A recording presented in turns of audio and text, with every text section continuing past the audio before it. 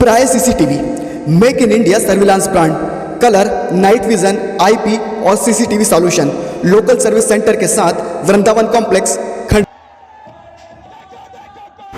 ईदगाह मैदान पर आयोजित एआईएमआईएम की रैली के दौरान पार्टी के अध्यक्ष असदुद्दीन ओवैसी को देखने के लिए भगदड़ की स्थिति निर्मित हो गई। जैसे ही ओवैसी आए, बड़ी संख्या में कार्यकर्ता बैरिकेडिंग तोड़कर स्टेज के पास आने लगे। लोगों की भारी भीड़ स्टेज के पास आने से पूरी व्यवस्था चरमरा गई और काफ़ी देर तक हंगामा होता रहा। कार्यकर्ताओं को काफ़ी देर तक लोगों को बैठाने के लिए संघर्ष करना पड़ा। आखिरकार पुलिस और पार्टी के कार्यकर्ताओं द्वारा सभी को समझाइश देकर बैठाया गया।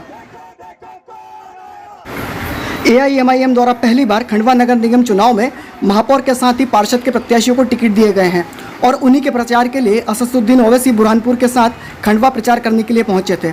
इस दौरान उन्होंने एक जनसभा को संबोधित किया, जिसमें कांग्रेस और बीजेपी पर जमकर निशाना साधा।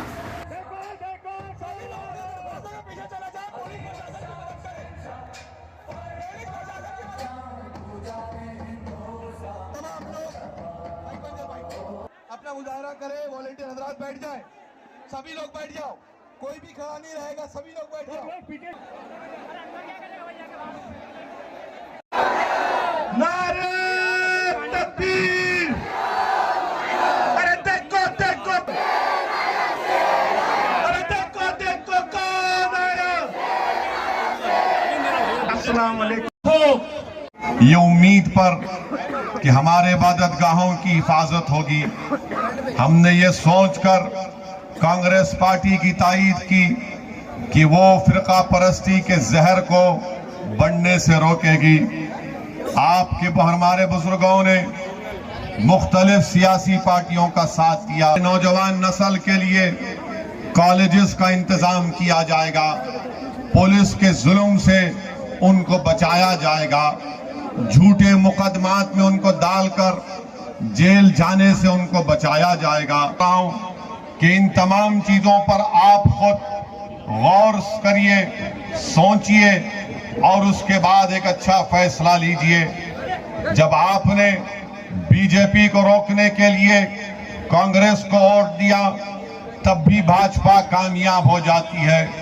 मेरे अजीज दोस्तों और बुजुर्गों, मेरी इज्जतदार माँ और बहनों, मेरे गयूर नौजवान साथियों, असदुद्दीन ओवैसी आपके सामने खड़े होकर ये बात आपसे अर्ज करने आया है और आपको ये समझाने आया है कि याद रखिए मेरी इस बात को, आप में और मुझ में इतनी ताकत नहीं है कि हम किसी पार्टी को सत्ता में आने से रोक सकते हैं किसी प्रदेश में।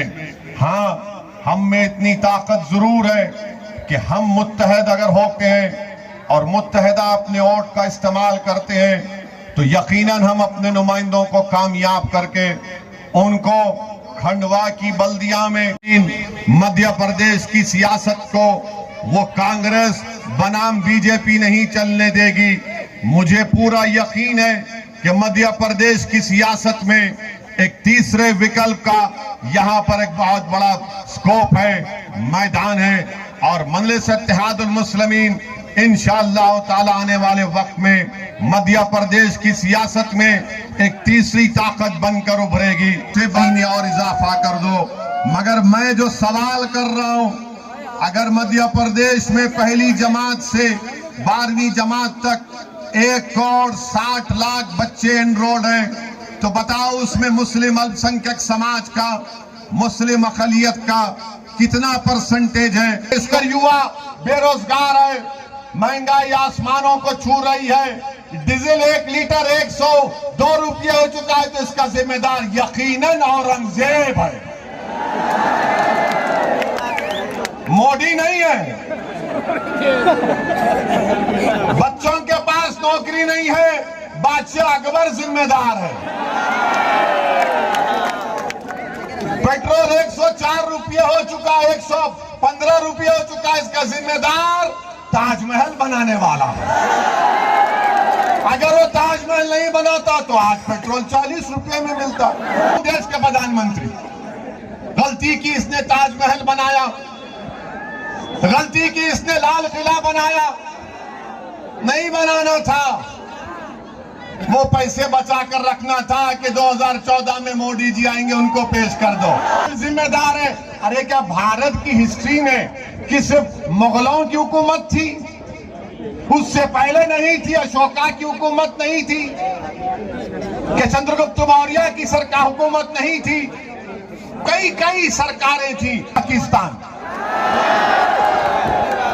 ना हम मुगलों के जानशीन है, ना हमको पाकिस्तान से कुछ मतलब है, मगर इनको सब चीज नजर आती। जिन्ना जिन्ना, अरे जिन्ना से हमको क्या करना है? हमने जिन्ना के पैगाम को ठुकरा दिया।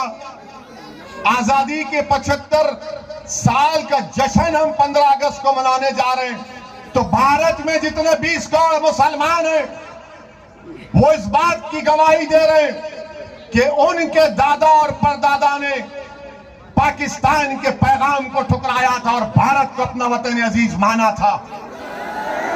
लगा दो ये छोड़ के जा, छोड़ के जा। छोड़ना तो दूर की बात, हम जिंदा भी रहेंगे तो इस जमीन पर सीना तान के रहेंगे और मरेंगे भी अल्लाह के हुक्म से। तो हमारी चेहरों पर मुस्कुराहट होगी और इस जमीन के अंदर हम जाएंगे इंशाअल्लाह ताला।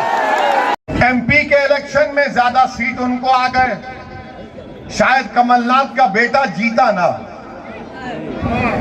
एक जीता शायद, बेटे को जिता दिए, बेटे को जिता दिए, पार्टी को हरा दिए।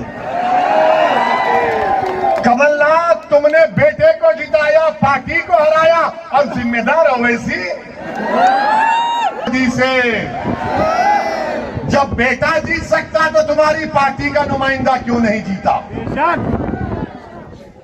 अच्छा, तो मेरे अजीज दोस्तों और बुजुर्गों, तो इसलिए कमलनाथ साहब को भूल जाइए, अब इनसे नहीं होने वाला है, नहीं होता इनसे।